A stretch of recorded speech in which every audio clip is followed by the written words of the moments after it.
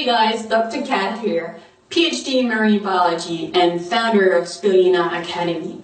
In this video, we'll talk about what is spirulina. Then we'll go into details about the proven benefits of spirulina.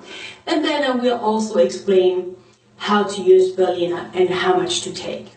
So let's start. What is spirulina? Spirulina is an aquatic organism, typically living in freshwater alkaline lakes. Each individual algae is 300 to 500 microns in length, a size that can just barely be detected by the naked eye. It looks like a tiny gray string rolled into closely bound spirals, like you see here, hence the name. Spirulina is a blue-green algae, which is the same as saying cyanobacteria. And we'll see in just a minute why it is important to know that spirulina is a good bacteria.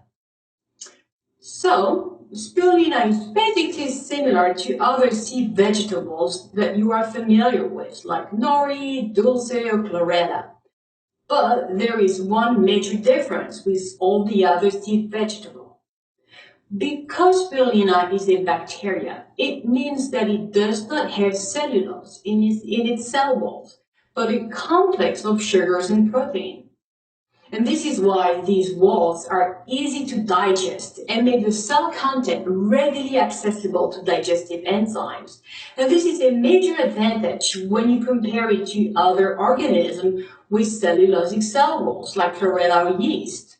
This is the reason why it's very easy to assimilate and the nutrients have such a high bioavailability. Now that you know what spirulina is, what about spirulina health benefits? Spirulina is loaded with nutrients that can have powerful effects on your body and your brain. It is one of the richest nutrient and complete food source found in the world. And this is not an empty claim. Imagine a vegetable with more protein than beef, more iron than spinach, more vitamin A than carrots, and more calcium than milk. Imagine a great source of protective phytochemicals, naturally low in fat, and super easy to digest. Well, spirulina is all of that. An amazing cocktail of nutrients, safe for everybody. The first health benefit comes from the fact that spirulina is very high in bioavailable iron and can therefore reverse anemia. Anemia is actually a common condition, even in our developed countries. With a very high content in iron, over 1,000% more than raw spinach, and a lot of vitamin B, spirulina is an incredible help to prevent and even reverse anemia. It works by increasing red blood cells level of hemoglobin and increase the oxygen going to different muscles of the body. The next benefit we'll talk about today is that spirulina is a very powerful antioxidant and anti-inflammatory agent. You probably already have heard how oxidative damages can harm our DNA and our cells. This damage can lead to chronic inflammation and can contribute to cancer and other diseases, such as diabetes or cardiovascular or neurological disease. Spirulina is a fantastic source of antioxidants, thanks to the incredible array of pigments found in spirulina, which can protect against oxidative damages. Indeed, spirulina is rich in beta-carotene, carotenoid, chlorophyll, and many other pigments. The most important pigment of all is called phycocyanin. This antioxidant is a pigment unique to spirulina that gives spirulina its distinct blue-green color. Phycocyanin is about 6% of spirulina by weight and can fight free radicals. It can also inhibit the production of inflammatory signaling molecules, providing really impressive antioxidant and anti-inflammatory effects. And not only phycocyanin is a powerful antioxidant, it has been shown to support healthy brain functions and help support the immune system, How impressive is that?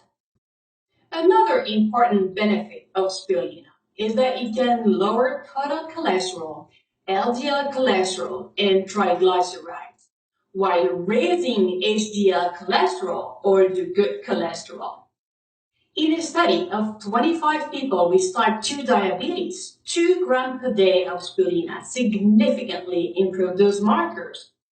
Another study in people with high cholesterol found that 1 gram of spirulina per day lowered triglyceride by 16% and LDL by 10%. Several other studies have also shown favorable effects, but with a little bit higher dose of 4.5 to 8 grams of spirulina per day. Another great benefit of spirulina is that it has been shown to reduce blood pressure. Indeed, studies have shown that as little as 4.5 grams of spirulina per day was effective to reduce blood pressure in individuals. And this is probably happening due to an increase in the production of nitric oxide, a molecule that helps blood vessels relax and dilate. Spirulina has great anti-inflammatory properties and also boosts the immune system. And these facts give it the ability to be an effective treatment for allergies. Researchers looked at the long-term clinical effects of taking 2 grams of spirulina a day and found that it led to significant reductions in symptoms of nasal allergies for the 6 months duration of the study, with the effect growing stronger over time. So, assuming you are committed to taking it every day, spirulina will help. The next benefit is very important for people suffering of diabetes. Studies have shown that spirulina can significantly lower blood sugar levels. In some cases, it has outperformed popular diabetes drugs, including metformin. In most of the studies, as little as 2 grams per day had significant results. The next benefit we're going to talk about today is one of the main reasons I personally started to take spirulina. Spirulina has been shown to increase muscle strength and endurance. I am an endurance athlete, and spirulina helps me compete better.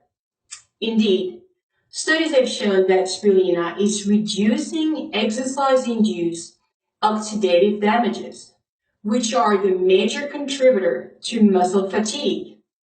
Other studies have shown that it improves muscle strength and endurance. Okay, the next benefit is a bold claim, but it's not an empty claim. Some evidence suggests that spirulina can have anti-cancer properties. Some research in test animals showed it can reduce cancer occurrence and tumor size. Spirulina has been especially well studied for oral cancer, which is the mouth cancer, but also for precancerous tumors. In the description of this video, I will add the links of the studies I'm referring to, so you can read them and educate yourself about spirulina and its real benefits. In addition to its nutritional benefits, spirulina protects the brain from free radical damages by increasing the activity of 2 enzymes, the catalase and the glutathione peroxidase. In contrast to simple antioxidants, which can only neutralize single free radicals before becoming inactive, these enzymes can continue to neutralize free radicals for as long as they are provided with the proper vitamins and minerals. This makes these enzymes much more powerful than individual antioxidants. And when they are functioning properly, they make the brain much more resistant to aging. Spirulina benefits include protection from Alzheimer's disease by reducing levels of amyloid beta proteins throughout the brain. People with Alzheimer's disease have abnormally high concentration of this protein, which accumulates into plaque and leads to severe memory loss and other problems.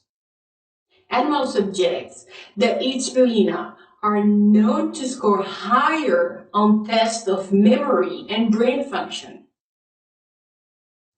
And last but not least, studies have shown that spirulina can help detoxify the body, with the majority of the studies that have been done on heavy metals, mainly arsenic and radiations. Spirulina was actually used to treat children exposed to chronic low levels of radiation after the Chernobyl nuclear disaster. Soviet physicians at the Institute of Radiation Medicine in Minsk administered 5 grams of spirulina daily to some of the radiation-exposed children for 45 consecutive days. They were amazed to see these children show rapid improvements compared to the children who did not receive spirulina.